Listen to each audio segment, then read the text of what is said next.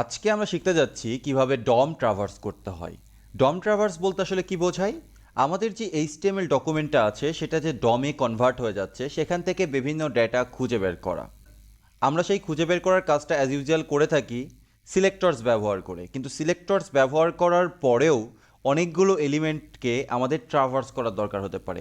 Suppose আমরা একটা এলিমেন্টকে choose করলাম, তার প্যারেন্ট এলিমেন্টকে খুঁজে বের করার দরকার হতে পারে, তার কোনো সিবলিংকে খুঁজে বের করার দরকার হতে পারে, তার চিলড্রেনগুলোকে খুঁজে বের করার দরকার হতে পারে। এই যে কাজগুলো, এই কাজগুলোকে বলা হয় traversing.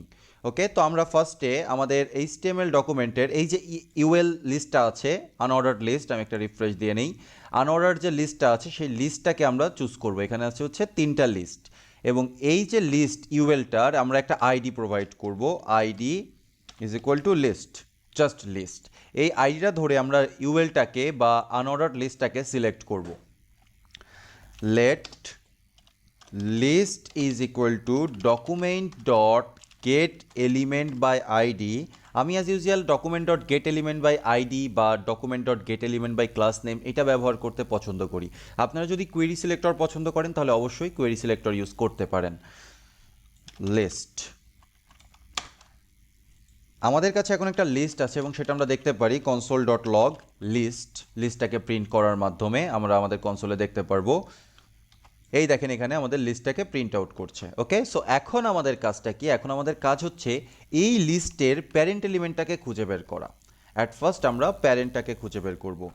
Late parent is equal to list dot parent node.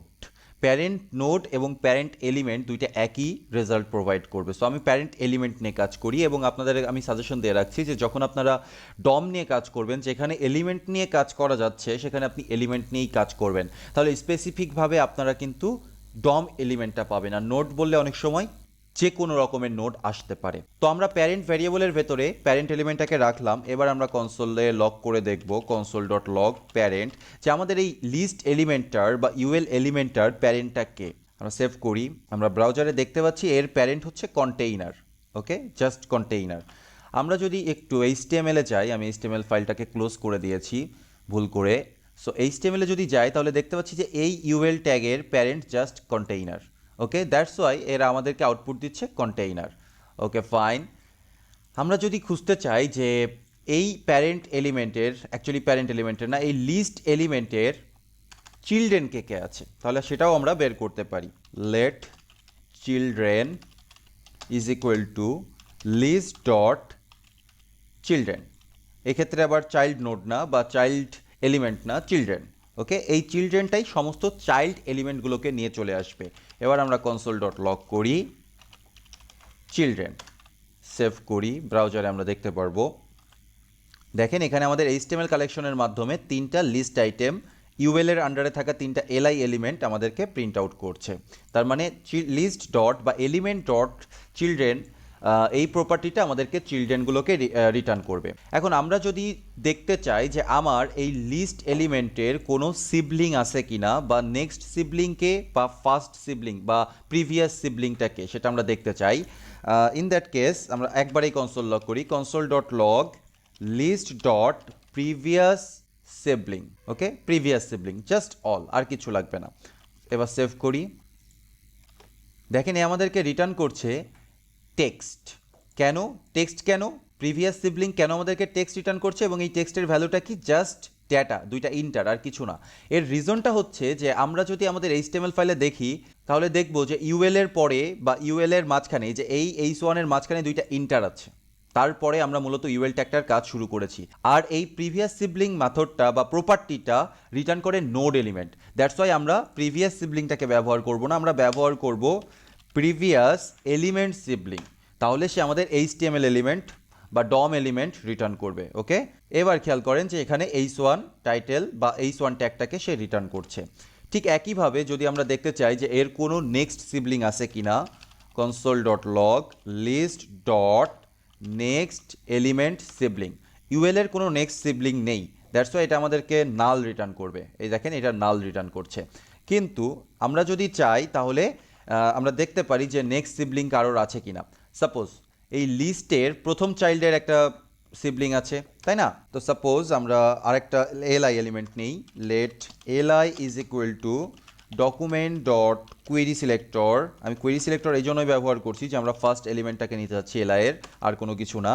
এবার আমরা কনসোল ডট লগ করতে চাচ্ছি LI dot next element sibling. যেহেতু এটা প্রথম এলআই এলিমেন্টটাকে নিয়ে আসবে এবং প্রথম এলআই এলিমেন্টের একটা নেক্সট সিবলিং আছে, প্রথম এলিমেন্টটা হচ্ছে 1 আর সেকেন্ড এলিমেন্টটা 2, সেহেতু LI dot next element sibling এই 2 এর এলআইটাকে রিটার্ন করবে। আমরা সেভ করলে সেটা দেখতে পারবো। সরি অ্যাবাউট দ্যাট, সেভ কিছুটা টাইম নিচ্ছে। এই যে দেখেন আমাদের এলআই ক্লাস লিস্ট গ্রুপ এটা 2কে রিটার্ন করছে। ওকে, আশা করছি আপনারা বুঝতে পারছেন যে প্রিভিয়াস সিবলিং এবং নেক্সট সিবলিং কি কাজ করে। এই কোডটুকু আমি কমেন্ট আউট করে রাখি, এবার আমরা জানতে চাচ্ছি এই লিস্ট এলিমেন্ট, এই লিস্টের ভেতরে তো অনেকগুলো চাইল্ড আছে, তাই না? আমরা দেখেছিলাম যে লিস্টের ভেতরে অনেকগুলো চাইল্ড আছে, 3টা চাইল্ড আছে। সো আমরা এই চিলড্রেনগুলোর ভেতর থেকে ফার্স্ট চাইল্ড এবং লাস্ট চাইল্ডকে বের করে আনতে পারি। আমরা যদি কনসোলে লগ করি, console dot log list dot first element child, first child আবার কি করবে? টেক্সট নোটটাকে নিয়ে আসবে, যে কোনো নোট রিটার্ন করবে অ্যাবস্ট্রাক্টভাবে, কিন্তু ফার্স্ট এলিমেন্ট চাইল্ড কি করবে? ডিরেক্ট এলিমেন্ট নোটটাকে নিয়ে আসবে। ওকে, আমরা এখানে দিলাম ফার্স্ট চাইল্ড, আর একটা কনসোলে লগ করি, console dot log list dot last child, last element child actually. Okay, এবার আমরা সেভ করি।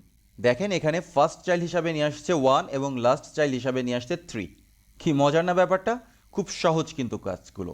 এইভাবে করে আমরা যে কোনো একটা এলিমেন্ট চুজ করার পরে তার প্যারেন্ট, তার তার প্যারেন্ট এলিমেন্ট, তার চাইল্ড এলিমেন্ট, তার সিবলিংস, তার প্রিভিয়াস সিবলিং, তার নেক্সট সিবলিং, তার যদি কোনো চিলড্রেন থাকে তাহলে ফার্স্ট চিলড্রেন, লাস্ট চিলড্রেন, এইগুলোকে সব কিছুকে আমরা নিয়ে আসতে পারি। ওকে, এই হচ্ছে মোটামুটি ট্রাভার্সিংয়ের আরেকটা কনসেপ্ট আছে, সেটা আমরা নেক্সট ভিডিওতে আলোচনা করব।